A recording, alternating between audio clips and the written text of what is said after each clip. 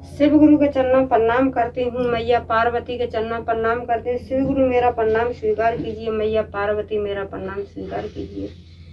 साहेब भैया के चरणों प्रणाम करती हूँ, नीलम दीदी के चरणों प्रणाम करती हूँ, सभी देवी देवताओं के चरणों प्रणाम करती हूँ, माता पिताओं के चरणों प्रणाम करती हूँ, सभी गुरु बहन गुरु भाइयों को प्रणाम करती हूँ, सभी के चरणों प्रणाम करती हूँ। मेरा प्रणाम स्वीकार हो।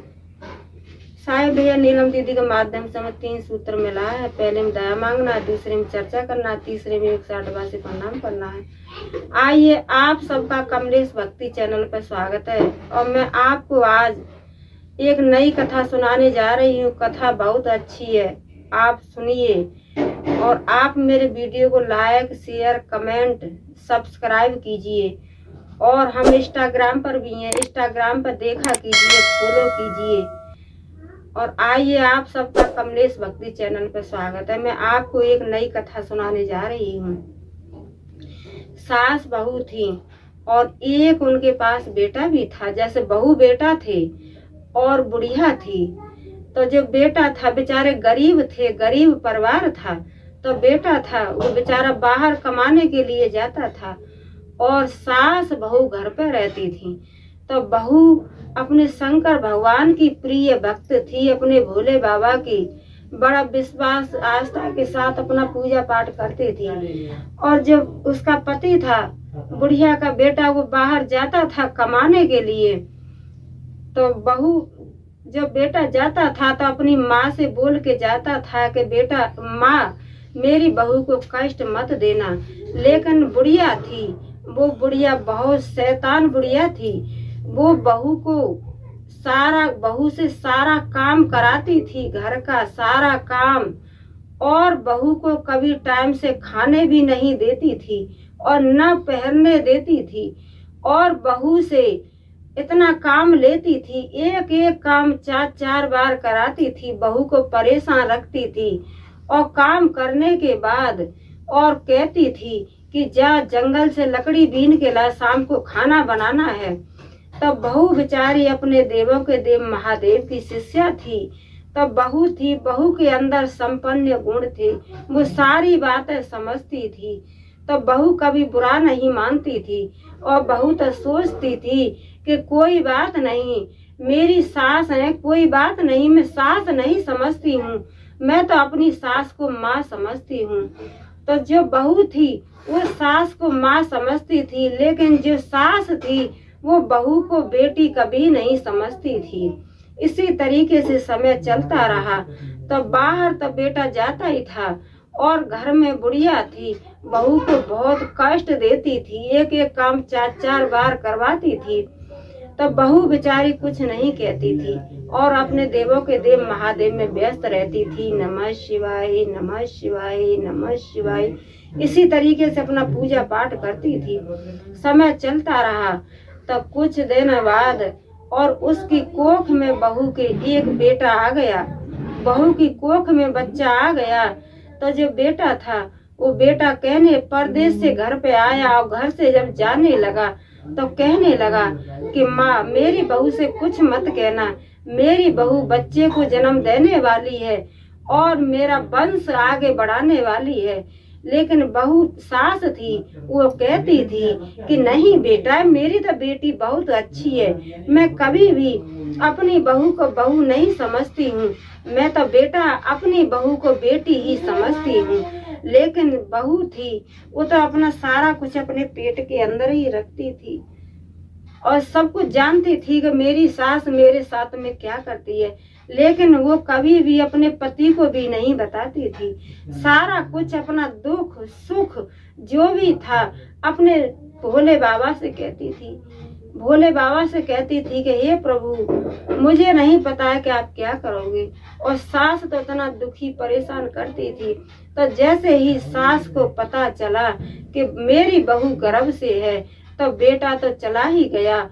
और बहू सास थी वो कहने लगी कि हे डाहन, तू बच्चा पैदा कर रही है, मेरा बेटा अकेला कमाने वाला है, मेरा बेटा कहाँ से तुझे खिलाएगा और कहाँ से तेरे बेटे को खिलाएगा, और तू बच्चा पैदा कर रही है, मेरा बेटा मजदूर है, रोज मजदूरी करता है और पेट भरता है, और तू मेरे बेटा के सर पे खर्चा बढ़ा रही है।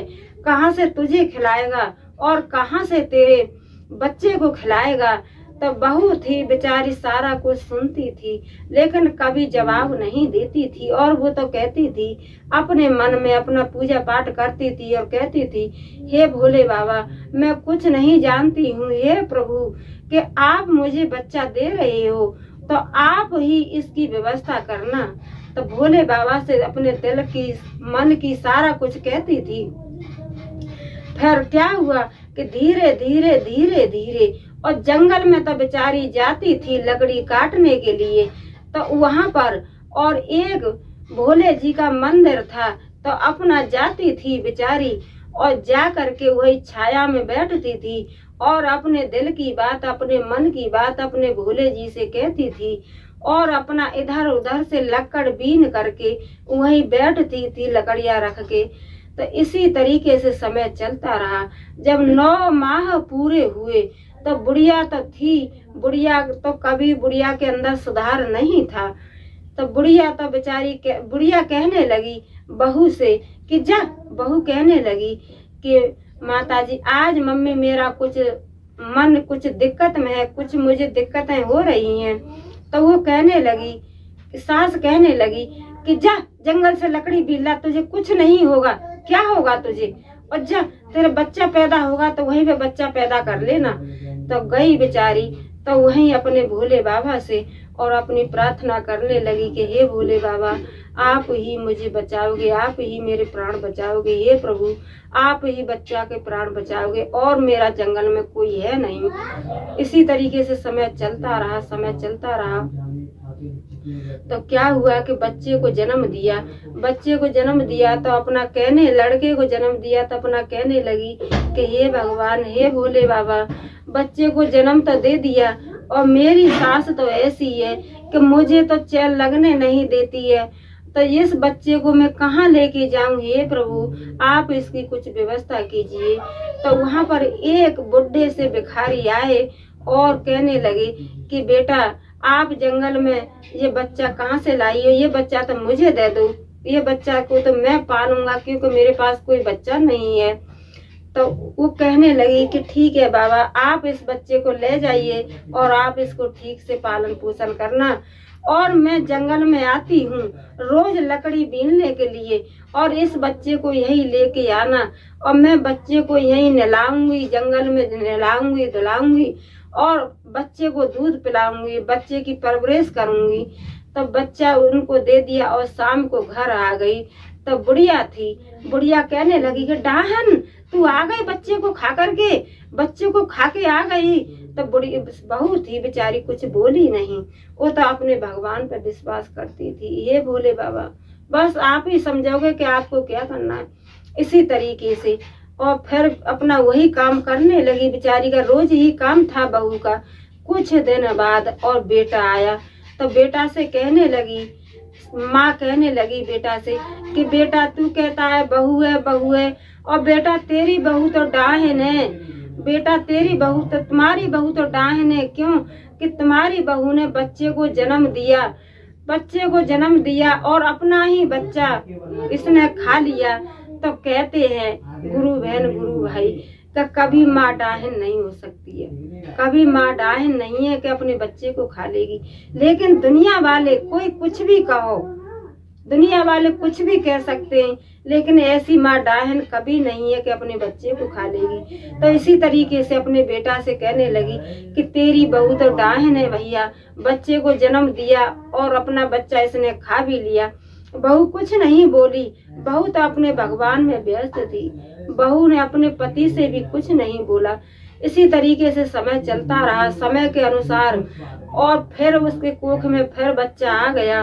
तो जो बेटा था वो कह करके गया कि माँ मेरी पत्नी से कुछ मत कहना और मेरी पत्नी मेरा वंश चलाएगी, आगे मेरा वंश चलाएगी। तो कहने लगी कि भैया मैं तो तुम्हारी पत्नी को कभी पत्नी नहीं समझती हूँ, मैं तो तुम्हारी बहू को अपनी बेटी लेके चलती हूँ, कभी बहू लेके नहीं चलती हूँ। तो बेटा था वो भी बहू कभी उसको कुछ बात बताई नहीं। तब बेटे को क्या पता है कि मेरी माँ मेरी बहू के साथ में क्या कर रही है। और बुढ़िया की तो वही आदत थी बहू को परेशान करने की कि एक एक काम 4-4 बार कराती थी और रोज प्रतिदिन उसे जंगल में भी भेजती थी लकड़ी लेने के लिए। तो फिर दूसरा भी बच्चा उसके कोख में आ गया। तो फिर बेटा चला गया परदेश। फिर वही ताहिने कहने लगी, बुढ़िया कहने लगी कि डाहन तूने फिर अपनी कोख में बच्चा ले लिया। मेरा बेटा अकेला कमाने वाला है और उसके सर पे तू और खर्चा बढ़ा रही है। तुझे खिलाएगा कि तेरे बच्चे को खिलाएगा? डाहन तू बच्चे को फिर जन्म देने वाली है। तो बहू थी बेचारी बड़ी सामाजिक थी, कभी भी वो अपनी सास को जवाब नहीं देती थी। सारी बातें सब कुछ अपने अंदर में रखती थी और अपने मन की बात अपने भगवान से कहती थी। तो बेचारी फिर अपना जंगल में तो रोज का आना जाना था ही। तो जो बच्चा था पहला वाला वो धीरे धीरे बड़ा हो रहा था। तो जाती थी अपने बच्चे को नहलाती थी, धुलाती थी, अपने बच्चे को दूध पिलाती थी। धीरे धीरे वो भी बच्चा बड़ा हो रहा था और दूसरा बच्चा भी कोख में आ गया। तो उसी तरीके से समय चलता रहा। तो 9 माह पूरे हुए। तो फिर अपनी सास से कहने लगी कि माँ मुझे तो आज कुछ आलस है, मुझे कुछ दिक्कत है। सो कहने लगी डाहन तेरे को तो दिक्कत है, जा जंगल लकड़ी बीन के ला और अपना बच्चा वहीं जल लियो, वहीं पे तू खा लियो। इसी तरीके से और कहने लगी अपनी सास से, अपनी बहू से। तब बहू बेचारी अपना भगवान पे, शंकर जी पे विश्वास करके, भोले जी पे विश्वास करके और दोबारा से फिर जंगल में गई। जंगल में जा करके और फिर अपना लकड़ी बीनने लगी और उसके बाद में उसने बच्चे को जंगल में ही जन्म दे दिया। फिर भी लड़का हुआ। तो फिर कोई आए साधु जी, फिर कहने लगे कि बेटा और ये बच्चा तुम जंगल में क्या करोगी? तुम तो लकड़ी बीनती हो, धूप में रहती हो, प्यासी रहती हो और इस बच्चे को तुम कैसे पालोगी? इस बच्चे को मुझे दे दो, मैं ही इस बच्चे को पाल लूंगा। तो वो कहने लगी कोई बात नहीं, आप ले जाइए, मैं तो जंगल में रोज आती हूँ और मेरा तो जो जंगल में आना ही है। यहीं अपने बच्चे को दूध पिलाऊंगी, नहलाऊंगी, धुलाऊंगी और अपने बच्चे की परवरिश करूंगी। फिर शाम को लकड़ी का गट्ठर लेके और घर पे गई। तो सास फिर कहने लगी डाहन तू आ गई बच्चे को खाके, तू डाहन आ गई बच्चे को खाके और तुझे घर से निकालूंगी, तुझे गांव से निकालूंगी और तेरी जो है जाऊंगी प्रधान के पास, जाऊंगी मुखिया के पास, जाऊंगी, तुझे गांव से निकलवाऊंगी। यही सब आहने ताहने मारने लगी बहू से। लेकिन बहू तो अपने भगवान पे, भोले जी पे विश्वास कर रही थी।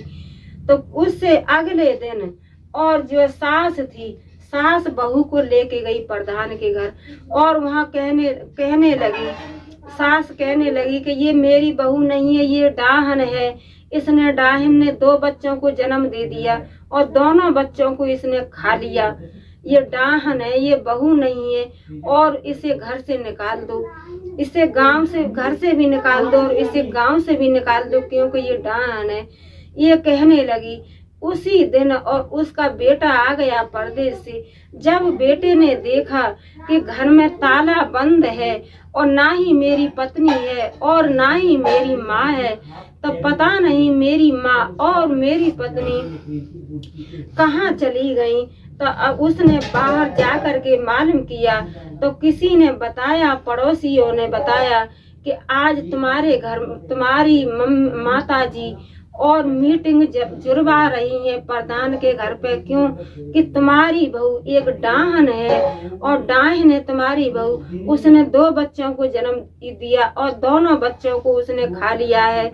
तो राजा का वो जो गरीब का बेटा था वो कहने लगा कि मैं कभी विश्वास नहीं कर सकता हूँ, कोई भी माँ डाहन नहीं होती है, कोई भी माँ ऐसी नहीं है कि अपने बच्चे को डस लेगी, अपने बच्चे को खा लेगी। कोई भी माँ डाहन नहीं होती है, मुझे इस चीज का विश्वास नहीं है। तो जो बुढ़िया का बेटा था, जहाँ पर मीटिंग हो रही थी, प्रधान के घर पे गया तो प्रधान ने ऑर्डर दिया कि इस बहू को, ये बहू नहीं है, इसे बुढ़िया के घर से भी निकालो और गांव से भी निकालो, ये तो डाहन है, इसने अपने बच्चों को 2-2 बच्चों को खा लिया, तो ये अब पड़ोसियों को बच्चों को भी खाएगी। तो ये बहू नहीं है, ये तो डाहन है। इतने में और जो गरीब था वो बेचारा पहुंच गया और हाथ जोड़ करके कहने लगा कि हे प्रधान जी, मुझे अपनी पत्नी से 2 बातें कर लेने दीजिए और आप इसको घर से निकाल दीजिए, गांव से भी, लेकिन मुझे पहले अपनी पत्नी से 2 बातें करने दो और मुझे अपनी पत्नी से मिलने दो। तो वो अपनी पत्नी से कहने लगा कि अगर तू सच्ची पतिव्रता है तो तू सत्य बताना कि 2 बार तेरी कोख में बच्चा आया था, वो बच्चा कहाँ गया। तो बहू थी, वो तो बहू अपने भगवान की प्रिय शिष्य थी। तब बहू कहने लगी कि आप चलो जंगल में और मैं जंगल में अपने बेटा दिखाती हूँ। दोनों बार और मेरी कोख से मेरे बेटों ने जन्म लिया है, लेकिन तुम्हारी माँ मेरी झूठी बदनामी कर रही है और झूठ झूठ सबसे कहती है कि ये डाहन है, इसने दोनों बच्चों को खा लिया है। तो चलो जंगल में। तो जंगल में गई और उसी भोले बाबा के पास बैठी और प्रार्थना करने लगी, कहने लगी, हे भोले बाबा, अगर आप सत्य हो, सत्य के हो, तो आप प्रभु ऐसा न्याय करना हे भोले बाबा कि दुनिया देखे, दुनिया जितनी मीटिंग जुड़ रही है, मीटिंग चल रही है, सारे मीटिंग वाले देखें, सारे गांव वाले देखें। तो यही कहा, तो इतना अपना हाथ जोड़ करके और भोले बाबा का नमन करने लगी, नमः शिवाय, नमः शिवाय, नमः शिवाय, नमः शिवाय।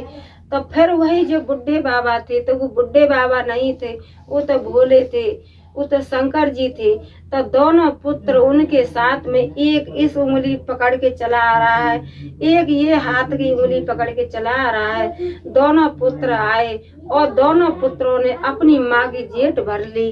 तो जो गरीब था वो सारा कुछ देख रहा था, तो वो अपने पुत्रों को लेकर के जंगल से और वहाँ पे जहाँ मीटिंग चल रही थी वहाँ पे आई। तो और कहने लगी कि प्रधान जी, मुखिया जी, ये बताओ कि मैं डाहन हूँ या मेरी सास डाहन है।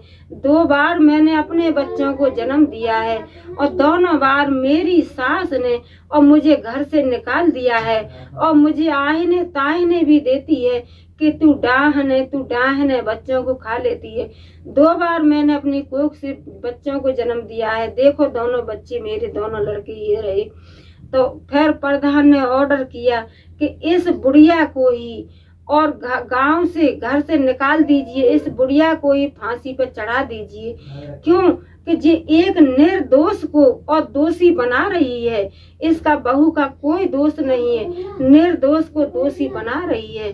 तो सबकी बात मान करके और बुढ़िया को गांव से भी, घर से भी निकाल दिया। तो मैं यही कहती हूँ कि हे भोले बाबा, जैसे आपने उस शिष्या बहन की मनोकामना पूर्ण की, ऐसे सभी गुरु बहनों की मनोकामना पूर्ण करना। हे भोले बाबा दया कीजिए, हे प्रभु सभी पर दया कीजिए, हे भोले बाबा। बोलो मैया पार्वती की जय, बोलो शंकर भगवान की जय, बोलो सच्चे दरबार की जय। हर हर महादेव।